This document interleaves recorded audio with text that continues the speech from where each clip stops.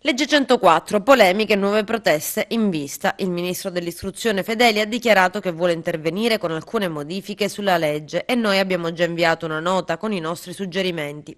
Francamente c'è un po' di delusione per come sono andate le cose fino ad oggi. Lo afferma Lorenzo Navarra di Insegnanti in Movimento.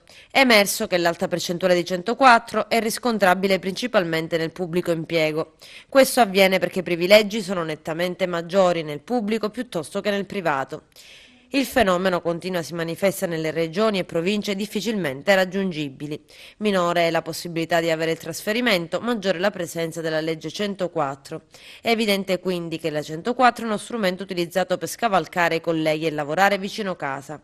Ed ancora continua il portavoce degli insegnanti, la 104 è sicuramente una legge di civiltà che garantisce il rispetto della dignità umana della persona disabile e promuove la piena integrazione nella famiglia, nella scuola, nel lavoro, nella società. Ma forse, continua Navarra, è arrivato il momento di aggiornarla. Come in molte leggi italiane, anche in questa si nasconde l'inganno, bisogna fare in modo di creare uno sfogo anche per chi non ha la 104, e cioè il trasferimento con una percentuale per il merito senza nessuna precedenza. Bisogna fare in modo che il trasferimento si ottenga per anzianità di servizio. Se chi ha la 104 ha sempre la precedenza, conclude, il problema non si risolve.